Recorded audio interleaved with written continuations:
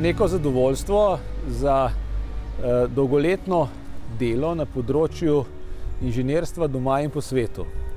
In nekako gre ta nagrada inženirjem iz celega sveta. Vsem tistim, ki so že leta 2012 prišli v Slovenijo iz 70 držav na Svetovni inženirski forum in 2019 več kot 700 iz 50 držav na Svetovni gradbeni forum. To sta dva ključna dogodka, na katerih je nekako tudi nastala ideja, da bi 4. marec postal Svetovni inženirski dan, in to so Združeni narodi tudi sprejeli.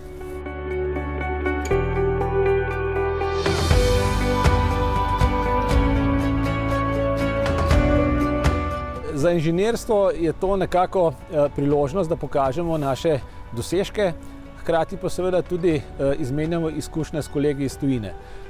Vse to skupaj dviguje inženirstvo in, kot sem že rekel, je 4. marec zdaj Svetovni dan inženirstva in postavlja inženirstvo ob bok znanosti in tisto ključno dejavnost, ki nas lahko pripelje do doseganja razvojnih trajnostnih ciljev.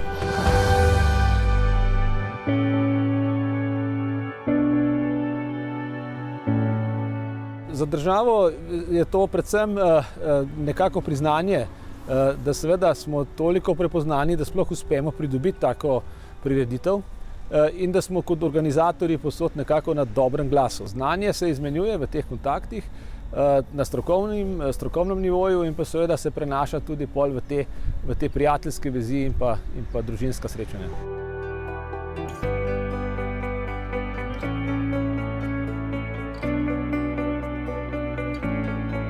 Zdaj v tem času covida smo organizirali dva velika nacionalna dogodka. Vsak 4. marec 2020 in letos 2021 smo organizirali v bistvu inženirski dan, tudi za mednarodno udeležbo, seveda bistveno manjšo. V letu 2020 je bilo še v živo, zadnjič pred epidemijo, letos pa digitalno in številka se nam sicer veča, zdaj udeležba že čez 1500, ampak seveda si pa želimo zopet nazaj v živo in verjamem, da bomo v naslednjih letih še veliko inženirskih kongresov imeli v Sloveniji.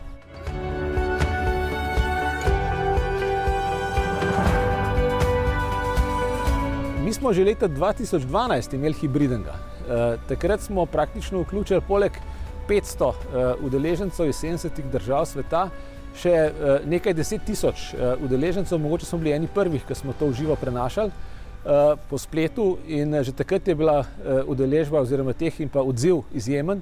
Tako da jaz mislim, da hibridna varianta bo tudi v prihodnost, tako kot je že takrat, zdaj skoraj 10 let od tega in verjamem, da bo tudi v prihodnost.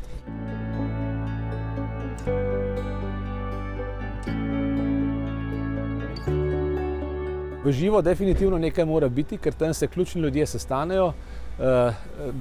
Rokovanje in pa pogled v živo je le drugače kot preko medijev in seveda sklepajo se prijateljstva, sklepajo se neka zavezništva in preko tega seveda tudi Slovenija pridobiva na veljavi in pa seveda tudi dobiva zaupanje za te dogodke.